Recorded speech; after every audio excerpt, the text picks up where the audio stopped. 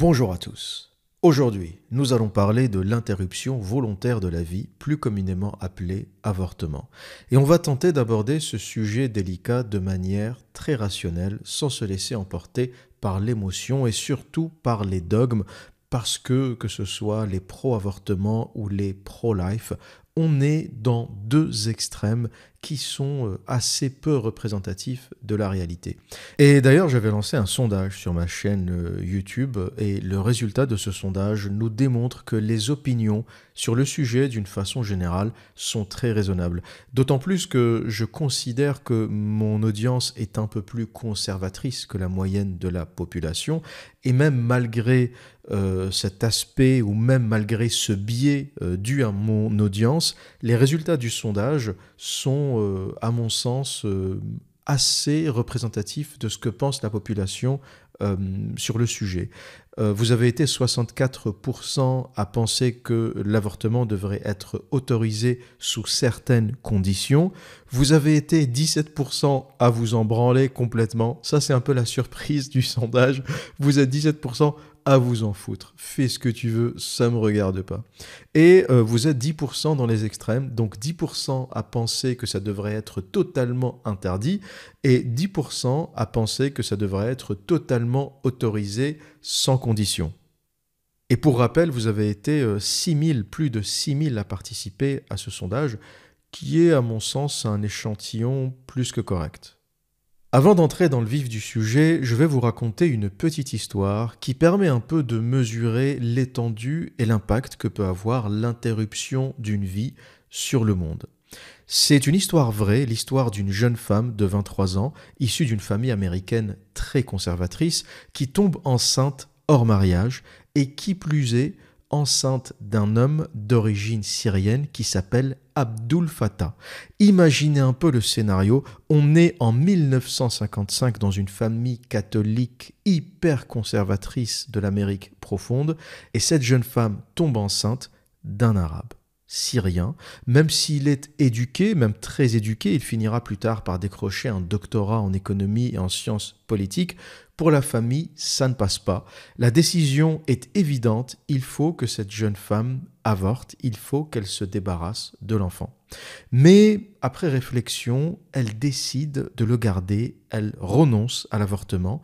Cette femme qui s'appelle Joanne refuse de céder aux pressions de sa famille, elle décide de garder l'enfant et comme elle était toute jeune, qu'elle savait qu'elle n'aurait pas les moyens de l'éduquer correctement, que son compagnon ou l'homme avec qui elle avait eu cet enfant, Abdul Fattah, le Syrien, ne souhaitait pas particulièrement rester ou s'en occuper, elle s'est résignée à le donner en adoption. Et elle a imposé une seule condition au centre d'adoption, c'est que la famille qui adoptera cet enfant s'engagera à lui donner une éducation universitaire, à lui payer une éducation universitaire. Comme vous le savez, aux États-Unis, les universités sont privées, les études sont extrêmement chères, mais c'était la condition préalable pour que une famille puisse adopter cet enfant. L'adoption se fait, le petit garçon est adopté par une famille américaine classe moyenne, ce qu'il y a de plus banal. Le père adoptif s'appelle Paul Reynold Jobs et cet enfant s'appelle Steve Jobs et il créera en 1976 Apple Computers, la plus grande boîte technologique qui n'ait jamais existé sur Terre. Et je trouve l'histoire de Steve Jobs extrêmement percutante, extrêmement importante, parce que finalement, cet enfant dont personne ne voulait, cet enfant qu'on a failli avorter, qu'on a failli aspirer, jeter dans une poubelle, je ne sais pas comment il aurait fini, quelque part a été l'un des innovateurs les plus grands de ces peut-être 50 dernières années.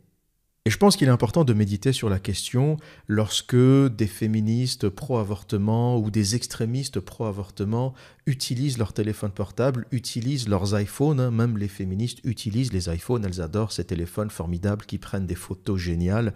Eh bien, il serait bien qu'elles se rappellent que ce téléphone a été créé par un homme dont la mère a refusé l'avortement. toutes ces innovations technologiques, y compris les applications. Vous savez que Apple, c'est pas uniquement que du hardware, hein. Steve Jobs a inventé, ou plutôt Apple a inventé les applications. Instagram n'aurait jamais été possible sans l'iPhone, sans l'Apple Store. Le principe de télécharger des applications sur un téléphone, les utiliser, les acheter, tout ça, c'est Apple qui l'a inventé, hein. Android n'a fait que copier ce modèle. Et toute cette innovation, dites-vous que c'est venu de l'esprit d'un homme qu'on allait à la base avorter, d'une vie qu'on allait interrompre. Mais vous allez me dire, alors tous les enfants qui ont été avortés n'avaient pas le potentiel pour devenir Steve Jobs.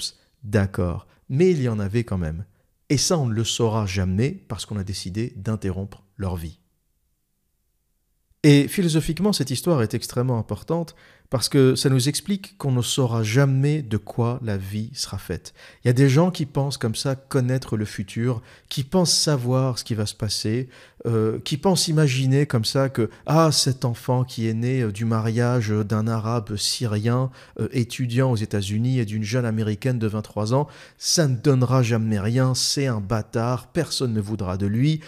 Il vaut mieux interrompre sa vie parce que sa vie sera de toute façon pénible. Et finalement, il s'en sort, et il s'en sort plus que n'importe quel humain sur Terre. Et ça, c'est très important à comprendre, c'est que la vie trouve toujours son chemin.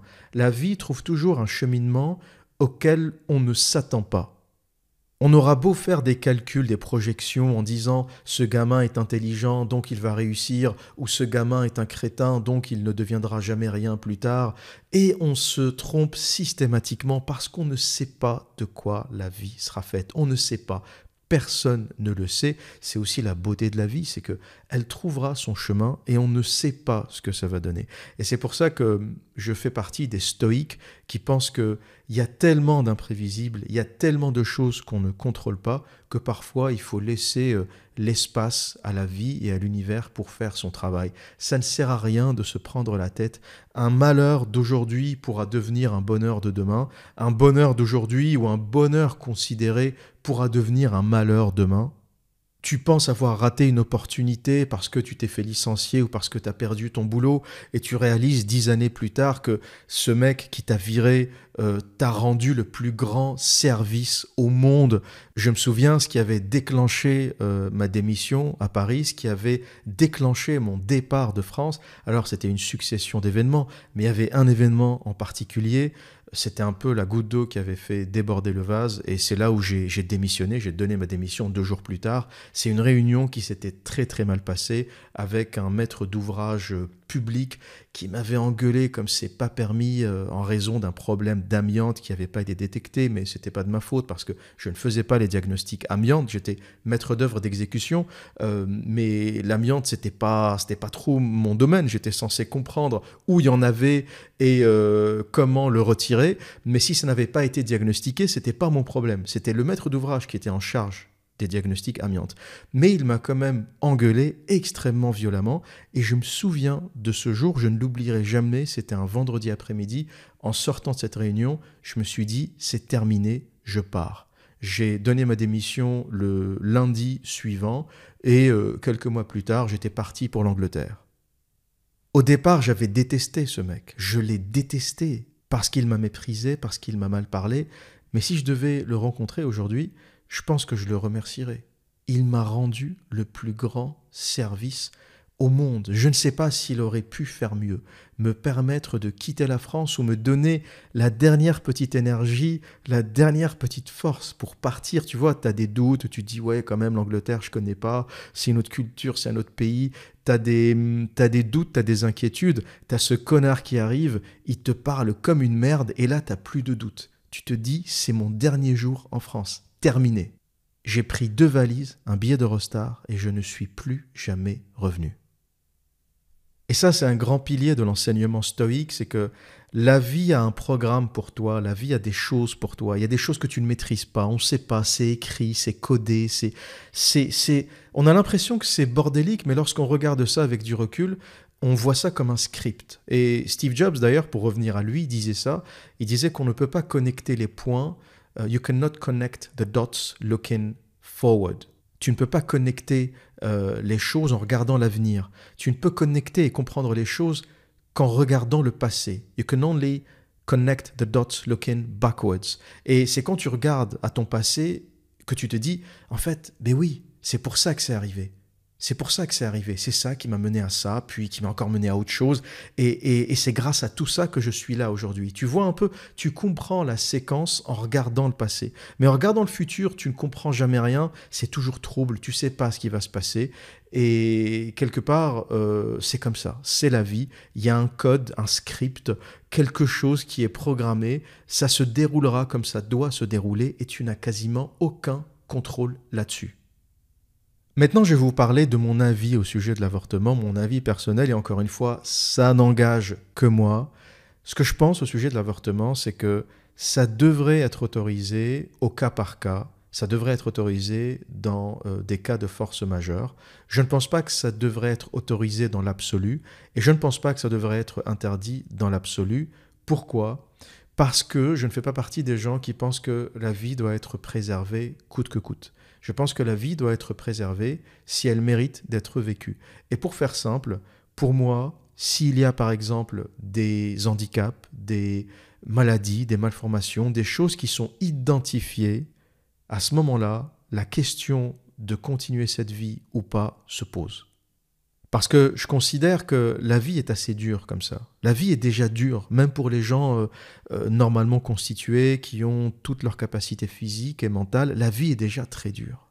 Pourquoi laisser venir au monde un être qui aura encore plus de difficultés en raison de sa malformation ou de son handicap? Si on n'a pas pu l'identifier, c'est autre chose. D'accord, quelqu'un qui arrive au monde, on n'a pas pu identifier ce handicap, on fera avec. Mais si on peut l'identifier et qu'on peut épargner à cette vie une souffrance extrême, moi je pense qu'il faut le faire. Je ne suis pas un adepte de la souffrance, je n'adhère pas du tout au dogme catholique de Jésus qui porte sa croix et qui souffre et qui traîne avec sa couronne d'épines et qui se fait cracher dessus et qui se fait jeter des pierres et puis il avance et la procession. Et il y a un peu cette idée dans le catholicisme que la souffrance fait partie de la vie, qu'il faut l'accepter. C'est un peu ça, hein, la procession du Christ, c'est embrasser la souffrance de la vie.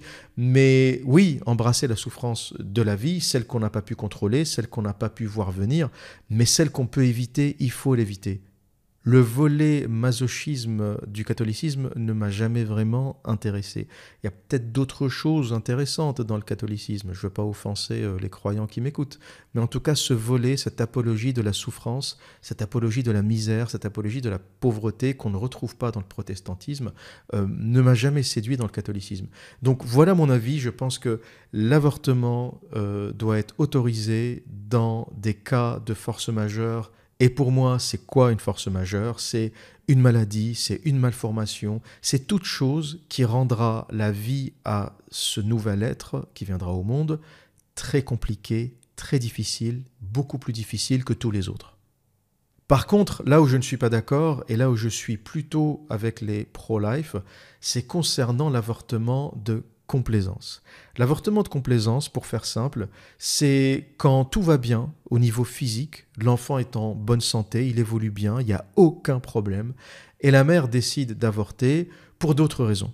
La raison, ça peut être qu'elle n'aime plus le père, que c'était un accident, que c'était un mec qu'elle a rencontré en boîte de nuit, il s'est passé quelque chose, elle est enceinte et elle ne veut pas avoir un enfant de cet homme. Certains mentionnent le viol, mais on va être assez simple et assez clair sur la question du viol. Ça représente une infime minorité des questions autour de l'avortement. L'avortement, c'est 220 000 fœtus par an. C'est 220 000 vies supprimées par an en France. Si on prend les statistiques du viol en France, les cas de viol, dans leur intégralité, c'est 22 900 viols. Voilà, 22 900 viols ont été enregistrés en France. Admettons que, 10% de ces viols engendrent une grossesse. Parce que, faut arrêter de déconner, hein, une femme ne tombe pas enceinte systématiquement. Il y a des couples qui essayent pendant 3 mois, 4 mois, 1 an avant que la femme ne tombe enceinte. Donc me raconter qu'au bout de 1 viol, une femme tombe enceinte, c'est un peu plus compliqué que ça. Donc sur 22 900 viols, en disant que 10% génèrent une grossesse, j'estime être assez généreux. Donc arrondissons 23 000 viols, 10% qui constituent ou qui évoluent vers une grossesse, ça nous donne 2300 enfants potentiels, 2300 grossesses. Et donc éventuellement 2300 avortements. 2300 avortements comparés aux 220 000 avortements qui sont pratiqués tous les ans en France, autant dire que le viol, c'est une goutte d'eau dans l'océan. C'est pour ça que je vois souvent cet argument apparaître. Des gens qui disent « Ah oui, mais comment on fait dans les cas de viol ? Ah oui, mais... » Oui, d'accord, si une femme est violée et qu'elle tombe enceinte, l'avortement est légitime. Je ne suis pas certain que ça soit bénéfique ni pour elle ni pour l'enfant. Un enfant issu du viol, surtout les histoires de viol au sein du domicile, le père qui viole sa fille ou l'oncle qui viole sa nièce, ce genre de choses. Qui a envie d'avoir un enfant de son père ? Quelle femme a envie d'avoir un enfant de son père ou de son oncle ? Ça, j'imagine, quand ça arrive, la question ne se pose même pas. Si la femme veut avorter, elle a parfaitement le droit de le faire parce que c'est pas un scénario enviable. Qu'est-ce que tu vas raconter à l'enfant ? Admettons que tu le laisses venir au monde. Qu'est-ce que tu vas lui raconter ? T'es le fils de moi et de ton grand-père ? Ou de moi et de ton oncle. Enfin, c'est inimaginable. Donc ça, d'accord. Mais le problème, c'est qu'on parle constamment des questions de viol. C'est un peu les féministes qui ramènent ça sur le tapis à chaque fois en disant « Ah oui, mais comment on fait lorsqu'une femme est violée ?» Très bien, je vous l'accorde. Si une femme tombe enceinte dans un cas de viol, très bien, vous avortez. Sauf que ça représente 2300 cas, et je suis généreux en imaginant que dans 10% des cas, le viol mène à une grossesse. Comparé aux 220 000 avortements qui sont pratiqués tous les ans, vous comprendrez que le viol n'est pas du tout le sujet central dans l'avortement. Et vous comprenez aussi que la majorité des avortements sont des avortements de complaisance. C'est-à-dire que ce n'est ni dans le cadre d'un cas de viol, ni dans le cadre d'une maladie, d'une formation qui nécessite l'interruption de la vie, ni dans un cas particulier, pénible pour la mère ou dangereux pour la mère qui nécessite l'avortement. C'est simplement un avortement ou des cas d'avortement de complaisance. On pourrait donner des exemples, j'en ai donné quelques-uns. Une femme qui tombe enceinte mais qui n'aime pas son compagnon parce qu'elle l'a rencontré par hasard en vacances ou dans une boîte de nuit. Une femme qui tombe enceinte mais qui n'est pas prête parce qu'elle considère être trop jeune, parce qu'elle considère qu'elle a des études à finir, parce qu'elle considère qu'elle n'a pas les moyens financiers pour l'éduquer. Et pour moi, tout ça, c'est de la complaisance. Pourquoi ? Parce qu'il n'y a rien d'objectif, de concret, au sens médical, au sens éthique, au sens moral, qui justifierait l'avortement.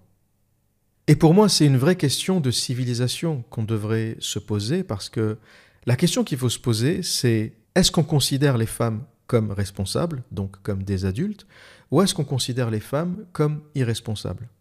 Si on considère les femmes comme responsables et qu'on leur donne les clés de la natalité, les clés de l'enfantement, on considère qu'elles sont responsables pour gérer la chose sans qu'on ait à intervenir par l'avortement. Parce que pour moi, si on considère que les femmes sont responsables, on considère qu'elles sont capables de se protéger, qu'elles sont capables de prendre tous les moyens de contraception possibles, elles sont capables d'imposer le port du préservatif à leur partenaire pour ne pas se retrouver dans des situations où elles tombent enceintes sans le vouloir. Donc, on considère que les femmes sont responsables, on leur donne les clés de la natalité et c'est elles qui gèrent la chose. Dans le deuxième scénario, ou dans la deuxième civilisation, ou dans le deuxième modèle de civilisation, on considère que les femmes sont irresponsables. Et à ce moment-là, on traite les choses par avortement. On considère que les femmes peuvent éventuellement sortir un soir en boîte de nuit, rencontrer un mec et tomber enceinte, peuvent aller dans une soirée universitaire, pareil, rencontrer un mec, faire des bêtises, tomber enceinte, et la solution, ça sera l'avortement. Et je suis désolé, lorsqu'on valide ce genre de choses, on considère que la femme n'est pas responsable.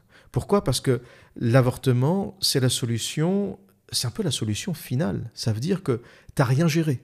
T'as pas géré ta contraception, t'as pas géré tes relations, t'as pas choisi ton compagnon, t'as pas sélectionné ton compagnon, t'es tombée enceinte et maintenant tu viens voir la société parce que tout ça, ça va être payé par la société, payé par le contribuable, payé par des gens qui travaillent et des hommes notamment et qui n'ont rien demandé. Et on va payer d'une certaine façon. Qu'est-ce qu'on va payer? On pourrait se poser la question, qu'est-ce qu'on va payer? On va payer des accidents, des actes manqués, des soirées un peu trop bourrées où il s'est passé quelque chose. Et donc pour moi, c'est ça la question qu'il faut se poser. Et les deux scénarios sont possibles, mais les femmes ne peuvent pas avoir les deux. Elles ne peuvent pas dire « je suis responsable et je veux l'avortement ». Non. Ou tu es responsable, tu te protèges, tu choisis ton compagnon. Pourquoi? Parce que lorsque tu as un homme de qualité avec toi, lorsque tu sélectionnes un homme de qualité, pas un clochard que tu as ramassé en boîte de nuit ou que tu as rencontré en vacances, lorsque tu rencontres un homme de qualité, si tu tombes enceinte, je te garantis qu'il voudra que tu gardes l'enfant. Si les femmes ont des rapports sexuels avec des hommes carrés, structurés, bien dans leur tête, si elles choisissent leur compagnon comme le faisaient nos grands-mères, nos arrière-grand-mères, si elles étaient plus exigeantes, si elles avaient 2-3 relations sexuelles dans leur vie, ou plutôt 2-3 compagnons différents maximum avec lesquels elles ont des relations sexuelles, et qu'elles les choisissent rigoureusement, tu verras que même si l'accident arrive, ta relation sera tellement sérieuse, tellement solide, que la question de l'avortement ne se posera pas. Sauf que, comme on est dans une civilisation de la légèreté, du jeu, la sexualité est devenue un jeu. À une époque, la sexualité était importante. Pourquoi? Parce qu'on considérait que tomber enceinte, c'était important, c'était dangereux et important. Dangereux parce qu'on n'avait pas les moyens de contraception et on n'avait pas le système médical qu'on a aujourd'hui. Donc toute grossesse pouvait éventuellement être dangereuse et risquée autant pour la mère que pour l'enfant. Et c'était dangereux parce que si une femme tombait enceinte d'un clochard, il n'y avait pas de système social, il n'y avait pas l'État pour l'aider, il n'y avait pas l'avortement, et donc elle serait obligée de s'en occuper toute seule. Et je peux vous dire qu'il y a 200 ans, il y a ne serait-ce que 100 ans, une femme qui élève un enfant toute seule, c'était pas la fête du slip. Il n'y avait pas les APL, il n'y avait pas les aides sociales, il n'y avait pas le logement social, il n'y avait pas le système social, il n'y avait pas l'État, il y avait tout simplement pas les structures sociales qu'on a aujourd'hui et qui permettent, même à une femme isolée, de survivre sans avoir un homme à ses côtés. C'est la collectivité, c'est le collectif qui la prend en charge. C'est pour ça que les femmes choisissaient leur partenaire très rigoureusement, parce qu'il n'y avait pas la soupape de l'état matriarcal, l'état maternel, qui vient aider et combler tous ces accidents et ces erreurs. Et je pense qu'aujourd'hui, malgré tout ce qu'on essaye de dire au sujet de l'égalité homme-femme, au sujet des femmes qui sont responsables, au sujet des femmes qui sont matures, on traite les femmes comme des mineurs immatures. Pourquoi? Parce qu'on répare leurs erreurs systématiquement avec un outil qu'on appelle l'avortement, et on en parle comme si c'était une banalité. Il y a beaucoup de femmes qui pensent en fait l'avortement, c'est tu prends un petit truc, t'aspires le gamin, tu le mets à la poubelle et c'est terminé. Alors que ça ne se passe pas comme ça. Et pour argumenter un peu mes propos, je vais vous parler d'un phénomène qui s'appelle la dépression post-avortement. C'est une dépression qui arrive au moment où la femme était censée accoucher. Est-ce que vous imaginez la puissance de la nature? La femme a avorté, elle s'est débarrassée du fœtus, de l'enfant, donc il n'y a plus rien dans son corps.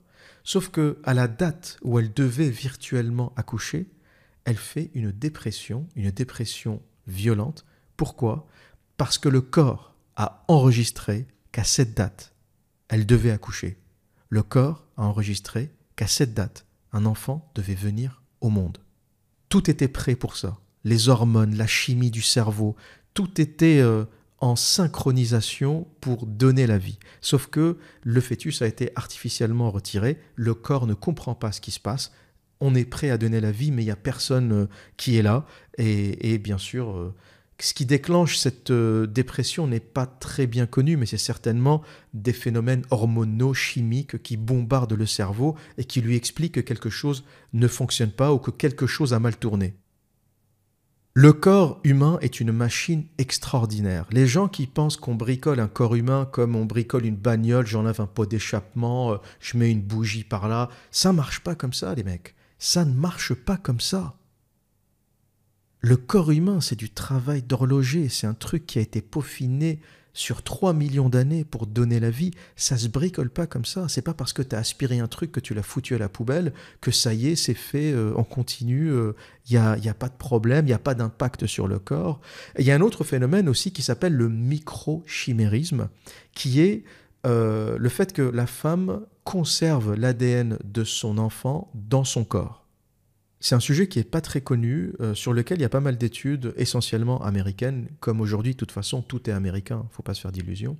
Le microchimérisme, c'est quelque chose qu'on a découvert en disséquant des cerveaux de femmes, et on a réalisé qu'elles avaient de l'ADN masculin, et on n'avait pas compris pourquoi.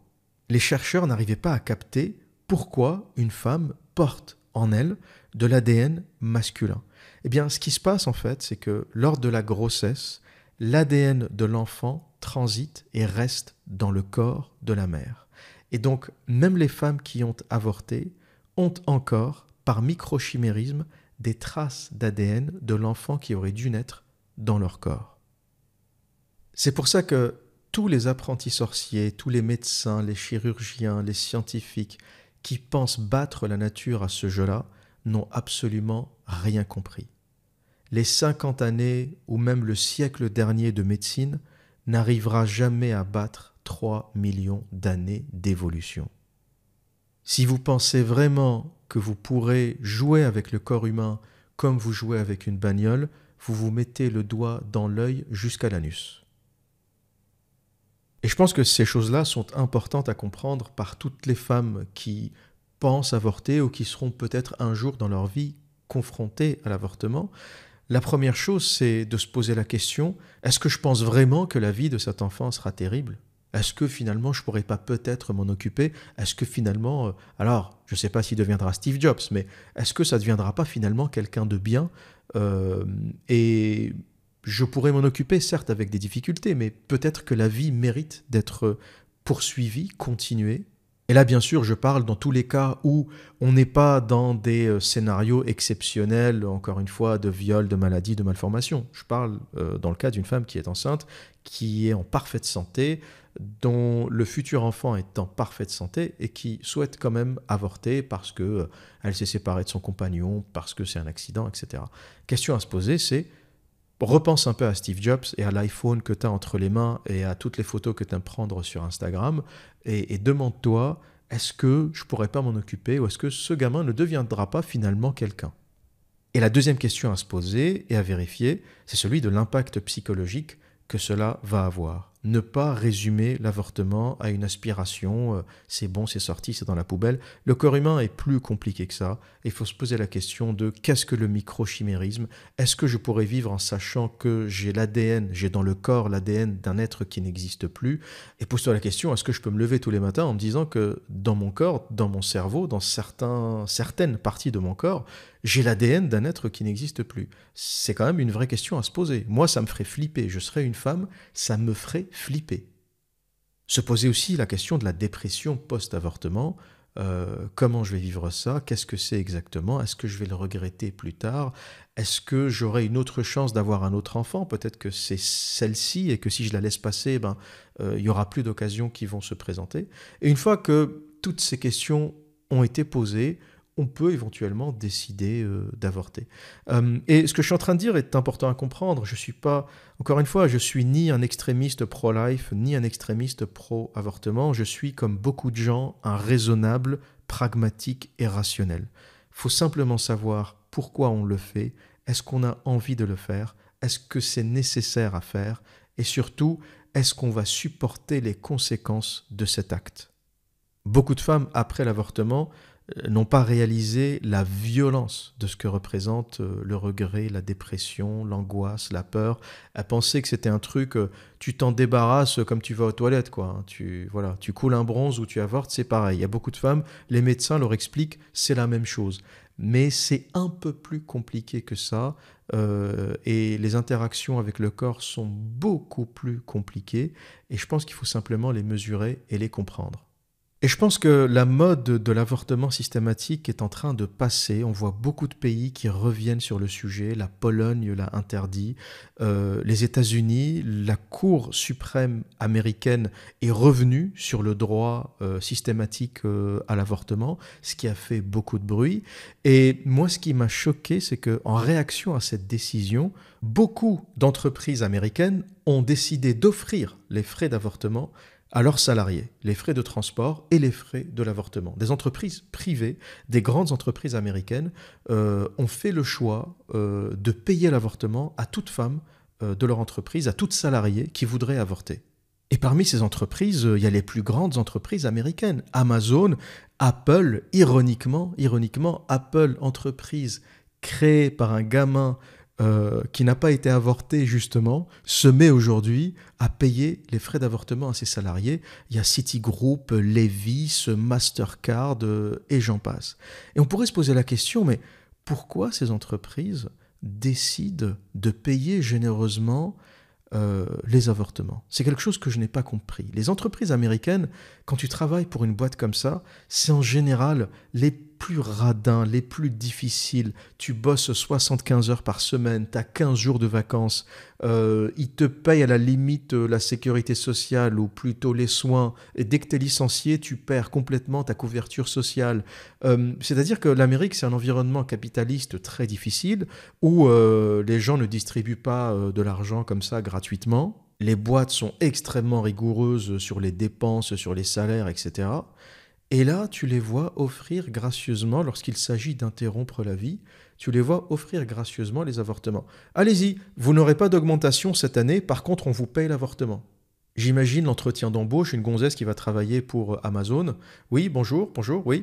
Oui, prenez une chaise, je vous en prie. Alors oui, vous aurez un salaire de merde, vous allez bosser 75 heures par semaine, vous aurez 15 jours de vacances, et vous pouvez vous estimer heureuse. Par contre, et là, c'est le petit bonus, on vous offre l'avortement. Ah, open bar, vous faites ce que vous voulez, vous allez en boîte, vous faites culbuter, vous faites ce que vous voulez, on vous offre l'avortement. Billet d'avion compris. C'est la maison, c'est comme ça, cherchez pas. Et là, même si j'évite d'être trop conspirationniste, j'évite de tomber dans les délires satanistes, etc., je me dis, c'est quand même de l'ordre du satanisme cette histoire.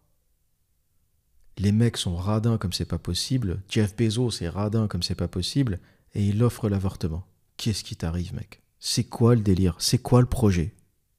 Alors je me suis dit, ça s'inscrit peut-être dans une logique pour séduire la clientèle féminine, parce que c'est les plus grandes consommatrices, elles achètent des iPhones, des téléphones, elles font du shopping sur Amazon, donc peut-être que pour les brosser dans le sens du poil, ces boîtes montrent un peu patte blanche pour dire voilà, nous aussi on est progressiste, on est féministe, on est pour l'émancipation des femmes. Et c'est peut-être uniquement pas forcément du niveau de la conspiration, hein, c'est peut-être commercial et c'est peut-être simplement une volonté de séduire la clientèle féminine. C'est possible. Mais en tout cas, moi, ça m'a choqué. Dans un pays où il n'y a quasiment aucun système social, donc s'il faut que tu fasses une opération importante ou s'il faut que tu fasses des soins importants, il n'y a personne. Par contre, si tu veux te faire avorter, il y a toutes les plus grosses boîtes américaines qui te payent l'avortement. Là, j'avoue que ça me dépasse, j'ai pas trop compris. Et dernier point que je souhaitais aborder, et c'est plus une observation qu'autre chose, en regardant les manifestations pro-avortement, en regardant les militantes, en observant les militantes pro-avortement, j'ai toujours remarqué que c'était d'une façon générale des femmes qui ne sont pas concernées par l'avortement. Quand je regarde des manifs, je vois des femmes âgées, je vois des lesbiennes, donc des femmes qui sont en couple avec d'autres femmes, beaucoup de féministes qui ne sont pas très féminines, vous savez, les fameuses féministes aux cheveux bleus, cheveux rouges, des gaines un peu masculines. Et j'ai rarement vu, pour ne pas dire jamais vu, dans une manif pro-avortement, une belle gonzesse féminine qui dégage de la féminité au sens authentique, au sens propre. Et je me suis dit, finalement, lorsqu'une femme est extrêmement féminine, lorsqu'elle a un instinct maternel, lorsqu'elle a la volonté de donner la vie, elle n'est pas intéressée par ce genre de choses.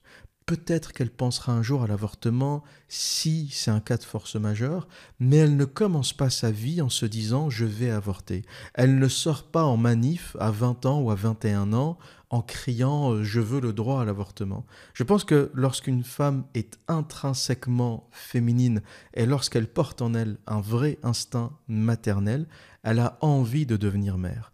La question de l'avortement, c'est quelque chose qu'elle va suivre comme ça de loin, elle va se dire peut-être qu'un jour, si catastrophe, si enfant que je ne veux vraiment pas pour X raisons, ça viendra peut-être sur la table ou le sujet arrivera peut-être sur la table. Mais aller manifester, aller crier pour avoir le droit à l'avortement, en général, elles ne le font pas. Et ça, c'est une observation personnelle. Je n'ai pas vu de militantes pro-avortement ou de militantes féministes belles.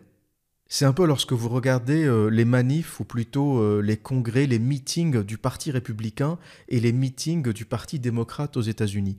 Les républicaines sont beaucoup plus belles que les démocrates. Les démocrates sont en général socialistes, et vous regardez dans les rangs, les républicaines, t'as de la belle gonzesse.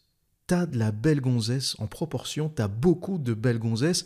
Pourquoi ? Parce que c'est des gonzesses traditionnelles qui sont mariées à des hommes riches, des Texans, des hommes traditionnels, des hommes de la terre, des hommes basiques qui aiment les femmes pour ce qu'elles sont, qui aiment les femmes comme elles sont. Et côté démocrate, t'as un peu plus de dégénérescence, t'as un peu plus de cheveux rouges, de cheveux verts, de cheveux bleus dans les gradins. Et ça, c'est une remarque importante à dire. Les vraies femmes, les femmes authentiquement belles, féminines, avec un instinct maternel très fort, ne sortent pas dans les manifestations pro-avortement, ne sortent pas dans les manifestations féministes, pour la simple raison que ça ne les concerne pas. Voilà donc mon avis au sujet de l'avortement. Moi, je pense que si on veut être ouvert sur la question, sans prendre parti, sans trop être radical, j'ai envie de dire que c'est une question civilisationnelle. Quel type de civilisation a-t-on envie d'être ? On peut être une civilisation responsable, c'est-à-dire qu'on considère que les femmes sont responsables, c'est-à-dire qu'on considère qu'on leur donne les clés de la natalité, et c'est elles en toute responsabilité qui se protègent, qui choisissent leurs partenaires, qui vivent leur vie comme des êtres responsables. Ou, option 2, on décide qu'on n'est pas une civilisation responsable, qu'on est une civilisation déchéante, mourante, qui considère que ces femmes sont des enfants immatures, qu'elles sont des adolescentes, et qu'à ce moment-là, il faut constamment intervenir pour réparer les dégâts. On considère qu'il faut le levier de l'avortement pour réparer les soirées un peu trop arrosées, les bêtises, les actes manqués, et il y aura toujours l'État matriarcal qui sera derrière pour venir compenser les erreurs. Voilà sur quoi j'ai envie de conclure. C'est un choix de civilisation. Visiblement, on a choisi d'être une civilisation décadente parce qu'on ne considère pas que la maternité, que la natalité, c'est une responsabilité qu'on doit donner aux femmes et qu'elles doivent contrôler de manière responsable. On considère que c'est quelque chose qui doit être géré par l'État, qui doit être remboursé par l'État. Les femmes peuvent faire toutes les bêtises possibles et imaginables. Il y aura toujours un hôpital, un centre pour leur permettre d'avorter. Et pour moi, ce n'est pas la marque d'une société, d'une civilisation mature et responsable. C'est plutôt la marque d'une civilisation décadente, une civilisation en fin de vie, une civilisation qui a décidé de se suicider depuis une 50aine d'années déjà, et qui se donne tous les moyens pour y parvenir. Voilà ce que j'avais à dire pour aujourd'hui. Et que dire d'autre ? Eh bien, comme à mon habitude, prenez soin de vous et à très bientôt.